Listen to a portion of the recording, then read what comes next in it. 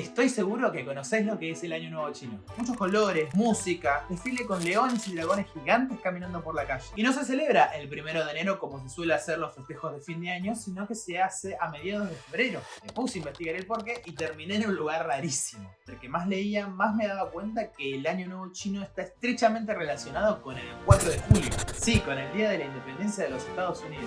Te dije que terminé en un lugar rarísimo. Yo te dije. Pero ¿cómo le encontré el sentido a que uno de los pilares de la identidad yankee, una de sus tradiciones más sagradas, haya sido creada hace miles de años y del otro lado del mundo? Y estoy hablando de la creación de los fuegos artificiales. Como solemos decir en este canal, yo podría explicarte todo esto en 2 minutos, pero la realidad es que nos perderíamos de datos muy interesantes, como que un hombre intentó volar sobre una montaña de petardos esperando viajar a la luna. O que hubo una reina tan fan de los fuegos artificiales que creó un cargo noble para el encargado de los festejos. Bueno, ahora sí, déjame decirte esto, pero sin vueltas. Los primeros fuegos artificiales se originaron en China, con la invención de la pólvora. Pero lo increíble de esto es que antes de la invención de la pólvora, ya existían los fuegos artificiales. ¿Pero cómo es esto posible? Bueno, para que la historia tenga un poco más de sentido, tengo que contarte el origen del Año Nuevo Chino. Cuenta la leyenda que en la antigüedad existía una bestia llamada Niam, que devoraba el ganado, la cosecha y hasta las personas de un pueblo en cuanto el invierno llegaba a su fin. Hasta un día en que un anciano se dio cuenta de que Niam temía al color rojo y los ruidos fuertes. Las personas del pueblo tenían tanto miedo de Niam que esa noche, a pesar de los dichos del anciano, se escondieron en sus casas como de costumbre. Al otro día, cuando amaneció, para sorpresa de todos, las ofrendas continuaban en sus puertas y el ganado seguía intacto. Así que gracias al anciano, al día siguiente, todos en el pueblo comenzaron la tradición de colocar faroles y pergaminos rojos en las puertas para evitar que Niam entrara a sus casas y robara su ganado.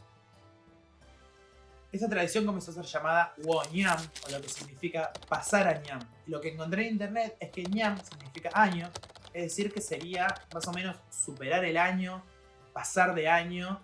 Y es acá cuando se comenzó a celebrar el inicio del año, es decir, el Año Nuevo, el llamado Año Nuevo Chino. ¿Está bien que le digamos Año Nuevo Chino? Hay algunas cuestiones que dicen que no, porque en realidad es el Año Nuevo Asiático que se festeja y no el Año Nuevo Chino en sí. Estoy casi seguro que siempre te lo preguntaste, pero nunca lo googleaste. ¿Por qué se festeja en febrero? Bueno, esto es porque ellos se guiaban por el calendario lunisolar que sigue las fases de la luna y el sol, marcando así la segunda luna tras el solsticio de invierno como el inicio de la primavera y también es cuando atacaba Niam. Por eso quizás también en algún momento escuchaste que se lo ha llamado Año Nuevo Lunar.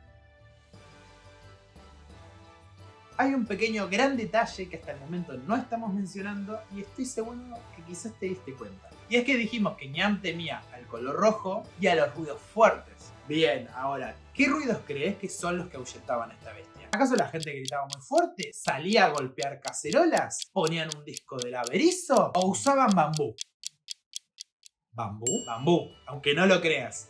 Y es que en la antigüedad arrojaban el bambú al fuego y estos al calentarse explotaban, generando un ruido lo bastante fuerte como para espantar a Niam y a los malos espíritus.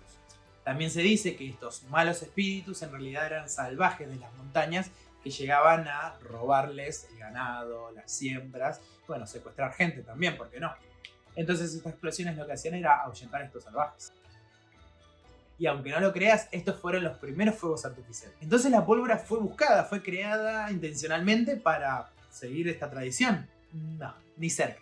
No, te voy a contar brevemente cómo surgió la pólvora y acá entramos en el terreno del se dice que. Se dice que porque acá ya no hay mucho registro y bueno, comenzamos con los cuentos chinos. Bueno, ya.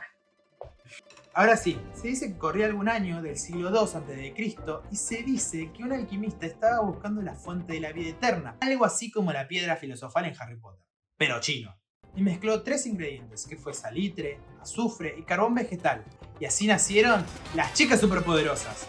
No, bueno, ya nos pusimos demasiado graciosos. Continuemos con el tema. Y esta mezcla de salitre, azufre y carbón literalmente explotó en su cara. Y así sin darse cuenta, descubrió la pólvora.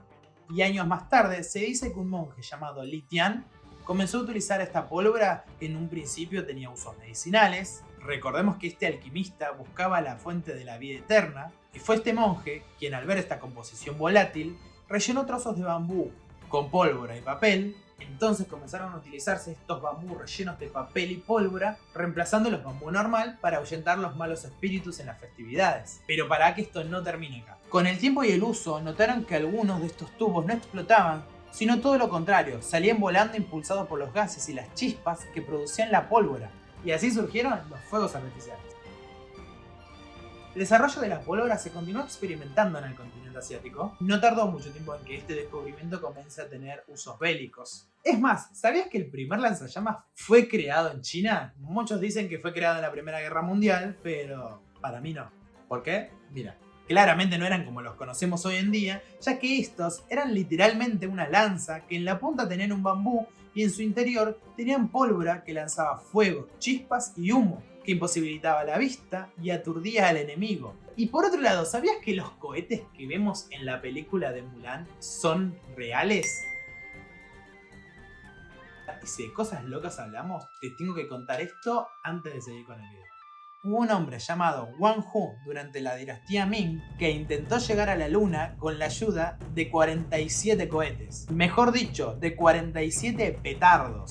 Sí, así como escuchaste, intentó volar sentado en una silla con 47 cohetes de pólvora atados. A ver, la historia de Wang Hu es más una leyenda que una verdad. Pero para vos, ¿qué pasó? ¿Llegó? ¿No llegó?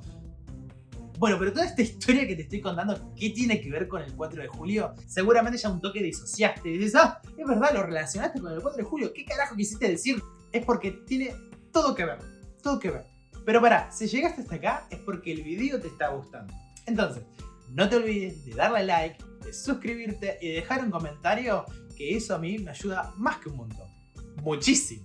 Bueno, ahora sí, sigamos con el video. Continuando con la temática, los fuegos artificiales que conocemos hoy en día no tienen nada que ver con los que eran de esta época. Simplemente explotaban. Entonces, ¿por qué se pensaron en crear los fuegos artificiales que conocemos hoy en día? Bueno, para eso tenemos que viajar a Europa. Los fuegos artificiales llegaron al continente europeo principalmente a través de la ruta de la seda y la expansión mongola en el siglo XIII, y el conocimiento de su existencia se expandió rápidamente. Así es como, en plena Edad Media, el siglo XIV, comenzaron a ser utilizados, y no fue hasta el Renacimiento en el que emergieron dos escuelas de investigación de pirotecnia, una en Italia y la otra en Nuremberg, Alemania. Acá es donde los químicos de cada escuela comenzaron a notar y a estudiar que añadiendo trozos de ciertos metales se podía cambiar el color de las chispas de la pólvora, y se abrió la puerta a los fuegos brillantes y coloridos que más o menos conocemos hoy en día. Una de las familias más famosas en este ámbito es la familia Ruggieri. No, ese Ruggieri. Claude Ruggieri era un experto en la pirotecnia. Tan experto que hasta quiso inventar el primer cohete. Envió varios animales al cielo propulsados por cohetes y estos aterrizaban con éxito con un paracaídas. Se dice que todos los experimentos salieron bien. Se dice. El máximo de los experimentos fue el intentar levantar a un hombre del suelo, a excepción de cuando te digo hombre, estoy hablando de un niño de 11 años, ya que el requerimiento de este experimento requería un peso más pequeño que el de un hombre promedio. Además está aclarar, igual no sé por qué estaría de más aclarar, porque podría haber pasado cualquier cosa, que fue detenido por la policía, y solamente fue detenido porque el permiso decía que el experimento se tenía que realizar con un hombre y no con un niño, si no seguramente este niño iba a ser un próximo Wang Hu. Saludo a Wang Hu, donde sea que estés. En esta época siento que hubo muchísimos experimentos que salieron bien y que salieron mal, como ese hombre que intentó volar con un paracaídas, que si no me equivoco se tiró de la Torre Eiffel o intentó tirarse, no lo recuerdo bien, pero como que quiero unir esas historias con el origen de algo, y siento que me va a divertir mucho y los va a divertir mucho a ustedes. Así que si saben de alguna historia que tenga un desenlace loco, déjenlo abajo en los comentarios, me ayudan un montón. Pero bueno, ese fue un dato más de color de la familia Ruggieri. Lo importante que tenés que conocer de ellos es que en su momento se necesitó estudiar el uso de explosivos porque necesitaban una explosión azul, verde o violeta, porque era utilizado para enviar mensajes en el ambiente bélico, es decir, cada color correspondía a algo en específico, pero luego comenzaron a ser utilizadas como espectáculos y no solo como una mera explosión, sino más bien una celebración. Es acá donde entra la familia Ruggieri. Ahora, los fuegos artificiales contaban historias y el cielo era su escenario. Reyes como Luis XV y Luis XVI comenzaron a utilizar esos espectáculos como símbolo de poder. Sí, comenzaron a representar el poderío de la realeza, y el poder del rey llegaba hasta el cielo, como una metáfora de su poder. Imagínense una época en donde la gran mayoría de las personas quizás no sabían leer ni escribir, y los fuegos artificiales que encendían la noche era una política clara de la demostración de poder de estos reyes. Es entonces cuando los fuegos artificiales dejaron de ser simplemente de utilización militar para comenzar a ser un espectáculo para las personas, con el objetivo de movilizar, divertir y hasta aterrorizar a la población. Miren lo importante que era que la reina Isabel I de Inglaterra era tan fan que no solamente popularizó los fuegos artificiales en la corte, sino que también creó el cargo del maestro del fuego de Inglaterra para la organización de sus espectáculos reales. ¿Dónde se celebraban estos espectáculos si estamos hablando de Inglaterra? Sí, en sus 13 colonias. Antes de la revolución, los colonos celebraron el cumpleaños del rey con campanas, hogueras y desfiles. Todo esto hasta el verano de 1776, que luego de la declaración de independencia, algunos colonos comenzaron a organizar funerales falsos del rey Jorge III. Un año después, en 1777, las celebraciones se dieron en Filadelfia y se continuaron con estas celebraciones de encender fuegos artificiales, imitando los festejos reales, demostrando así el poder comparado de las 13 colonias con la corona. Así que sí, básicamente Estados Unidos debe toda su identidad nacionalista a China. Hoy en día los fuegos artificiales son usados en todo: casamientos, recitales, año nuevo, con grandes juegos de luces y formas que, si bien están intentando dejar de ser utilizados y reemplazar por juegos de luces y espectáculos con drones, para tratar de regularizarlo, usar menos pirotecnia, ya que no solamente contamina, sino que estamos comenzando a ser conscientes del daño que esto puede ocasionarle a personas y animales. Fueron años de proyectos y experimentos que nos trajeron hasta donde estamos hoy en día, y es que cuando la luz pertenece solamente al día, ver estos fuegos artificiales de noche se volvió algo mágico que despertaba sentimientos y temores en las personas. Bueno, llegamos al final del video, espero que te haya gustado. Me está gustando esto de descubrir lo misterioso dentro de lo obvio, y la verdad espero que a vos también te esté gustando. Y si es así, no olvides de dejar like, de comentar si querés ver algo más en otro video, o de qué fue lo que más te gustó de este para seguir creciendo y ayudándome. Y bueno, eso fue todo. Nos vemos en un próximo video. Chau chau.